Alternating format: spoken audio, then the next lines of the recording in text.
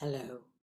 If you're one of the many people who've been trying for years to break free from a long-term marriage or relationship, then this video's for you. So stay with me as we explore how to break free from your addiction to your partner.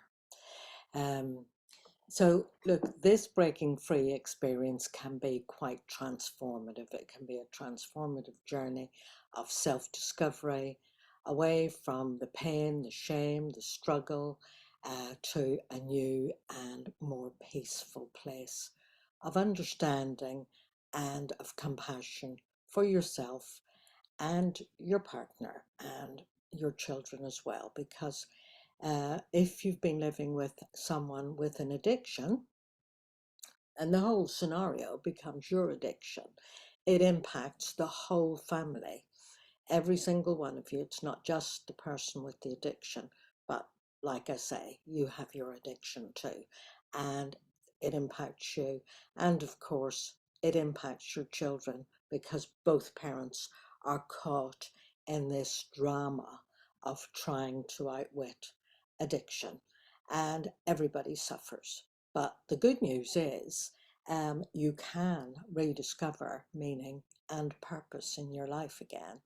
So if you're someone who has managed to reach a point to get past the should I stay or should I go, and you are breaking free, but I wouldn't underestimate how much of a struggle that is. But many struggles, think of the caterpillar becoming a butterfly through the chrysalis stage, when that butterfly is just coming out, just emerging, the struggle that it has with these wings that it doesn't even know what they are. It's never had wings before. It doesn't know how to use them. And it struggles, and that struggle actually creates chemicals which goes into the wings to give the wings strength. So although you may be struggling at the moment, things can, well, they can and they will, if you follow just some simple tips. It can work out to be quite an amazing journey.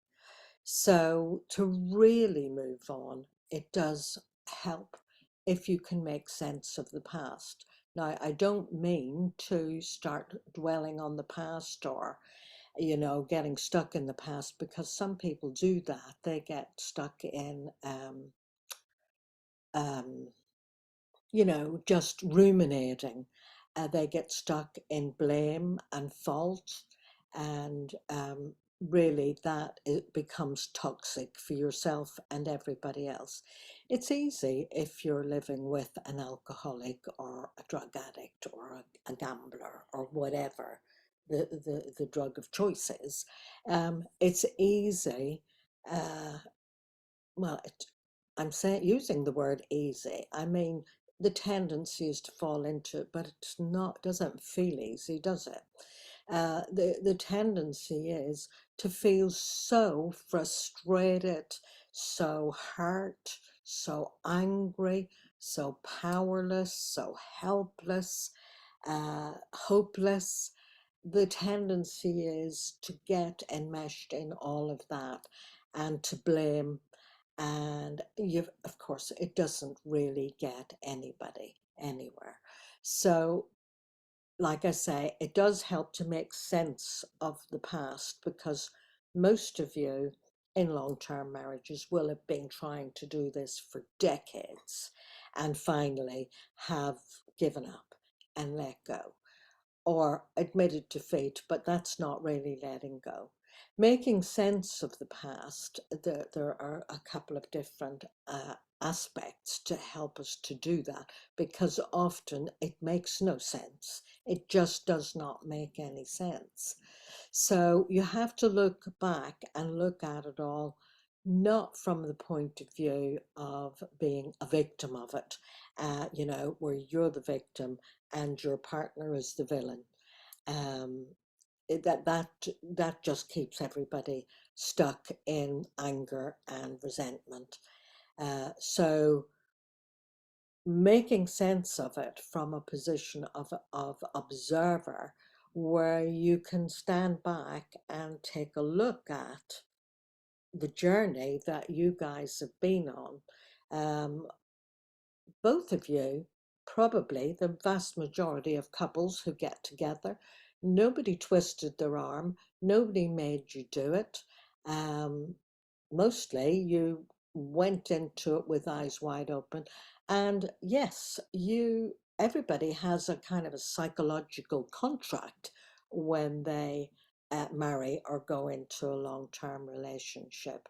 They have their idea in their head, and it may be unconscious, of the life of happiness that they're going to have. Many were quite young, certainly immature, when they embarked on this relationship and maybe had children. And so there were hopes, there were dreams. So the ending of that is a letting go of the hopes and dreams. The hopes and dreams got lost along the way. And, there is a lot of grief in that. Also, what gets lost along the way is a sense of yourself, um, who you are, because this hurt, angry, bitter, resentful person, at the end, just is not who you ever wanted to be. And this person with the addiction problem is not who they wanted to be either.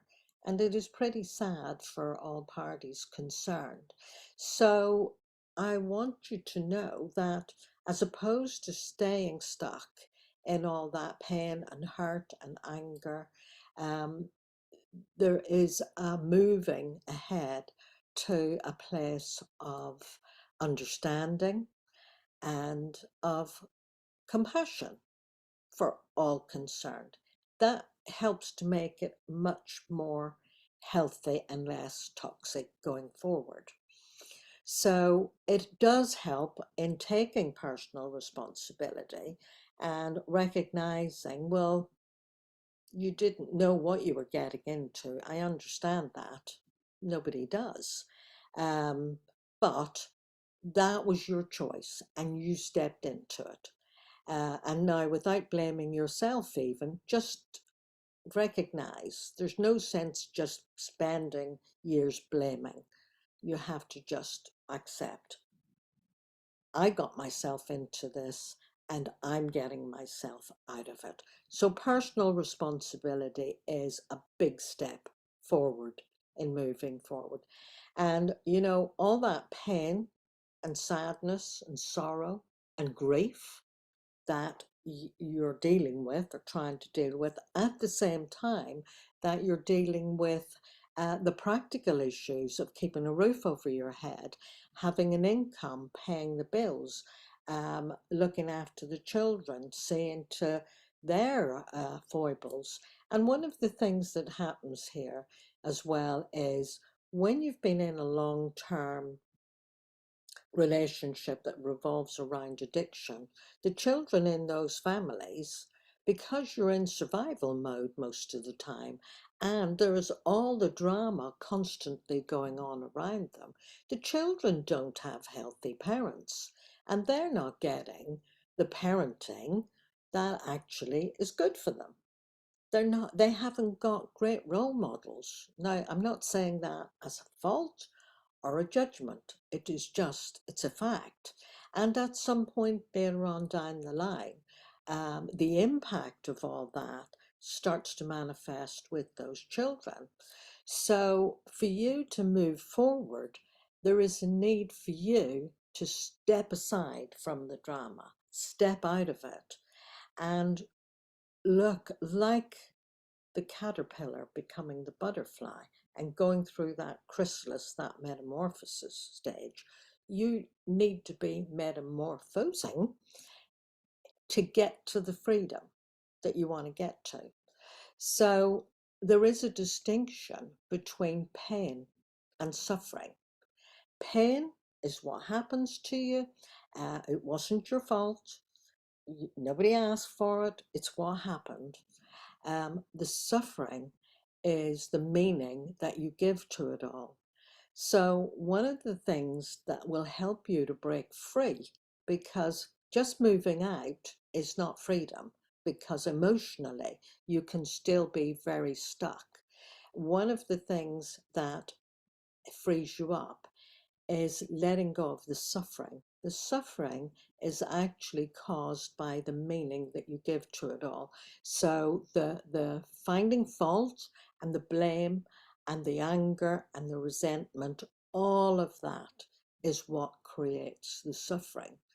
And the suffering blocks the pain from healing.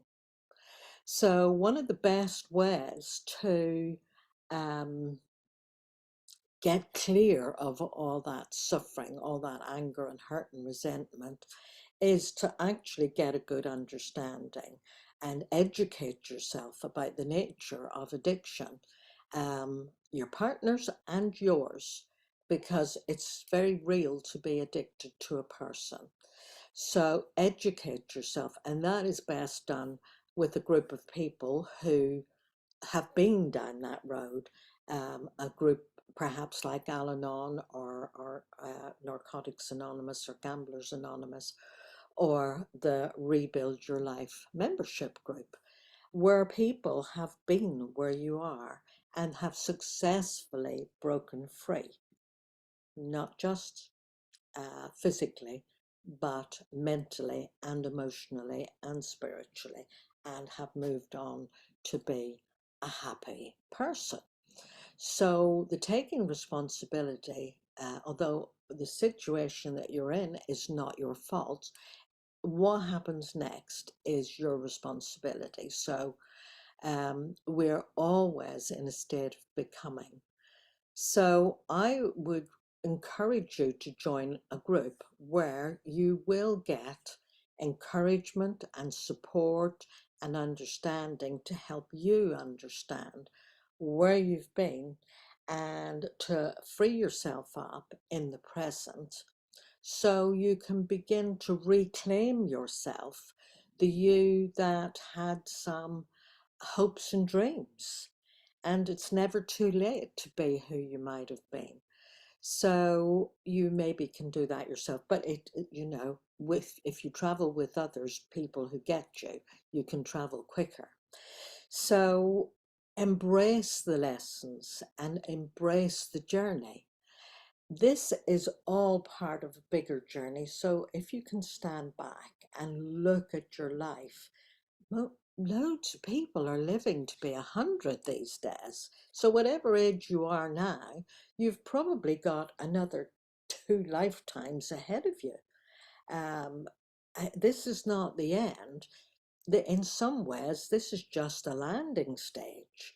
So it helps if you can stand back and see that, because when it's difficult, if you see your life a bit like a bit like a river, you start off as a stream and it's got lots of twists and turns, and sometimes as it gets bigger and moves on, it can, as it makes its way to the sea, it can become a bit of a torrent, and it can get blocked by boulders and dams and logs falling in and all kinds of things that block the path of the river. And you've got your twists and turns like that. And it's all part of the journey. So just see where you are now as just a stage. It's not the end. And the end of one stage is just the beginning of the next stage, which can be wonderful. But I know it can be very scary and daunting, uh, which is why it's good to have support. But this is a state of becoming, moving on to become a wise elder. The world really needs wise elders at the moment. And going through these life challenges, um, you know, it's what grows you up from being an adult child. If you think about it, the world is being run by adult children, people who are supposed to be adults, but they're still children. I know for me, um, I would have been in my 40s and I would have been an adult child. But like, you don't know that because you're a grown up, aren't you? But psychologically and emotionally, often we are still stuck at the level of an adolescent and we don't know it. So, this is an amazing journey. It's a journey of rediscovering yourself with difficulty. If life didn't get difficult, you wouldn't bother. The difficulty throws you into having to look at yourself and move towards the wisdom of it and embracing the lessons that's there to be learned and to take you on to the next stage. So I want to encourage you all. Underneath the video, you'll see that there are two links.